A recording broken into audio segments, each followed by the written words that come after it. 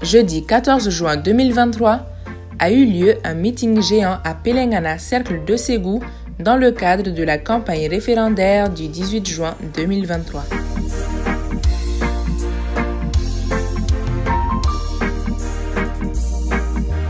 Cette activité, organisée par l'Ordre des vétérinaires du Mali, a réuni les populations de la dite commune en présence des chefs de village, des autorités religieuses, des vétérinaires et des éleveurs.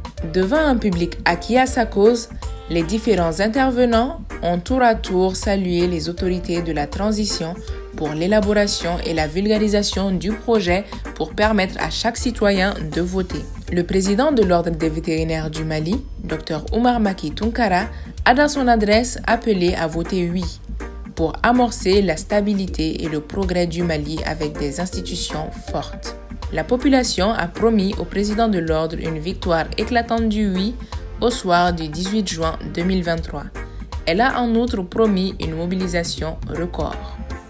Dans ce projet de constitution, il est autorisé aux citoyens de pouvoir saisir la Cour constitutionnelle en ce qui concerne l'inconstitutionnalité de certaines lois ou de certains jugements à son encontre.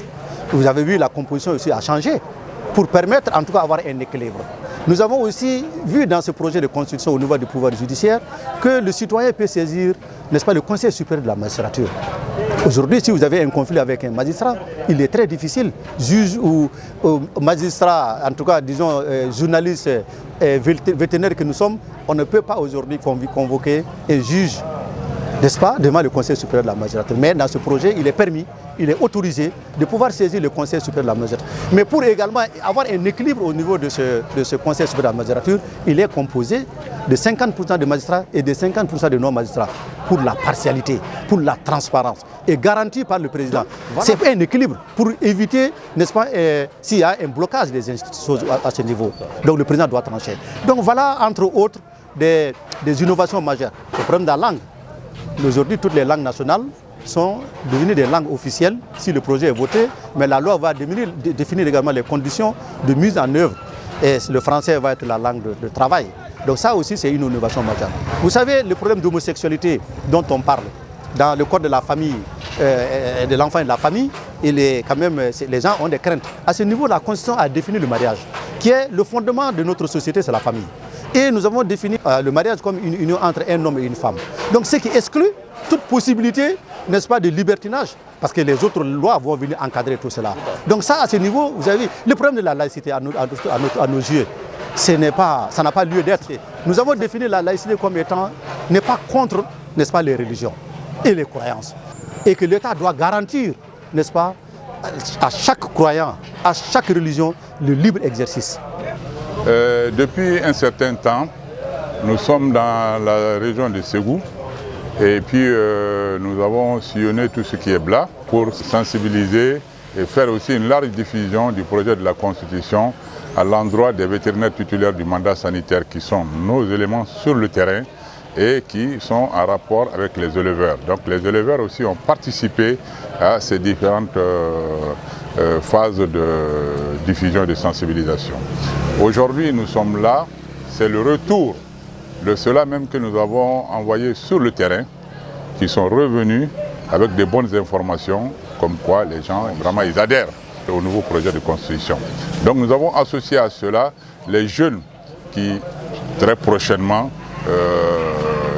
seront sur le terrain, mais qui ont l'âge de voter, que nous avons aussi envoyés sur le terrain et qui vont continuer à faire ce travail jusqu'au dernier jour pour inciter les uns et les autres, et surtout les indécis, à aller voter oui. Parce que ce qui nous a réconforté, c'est que le chef de l'État était ici, à Ségou.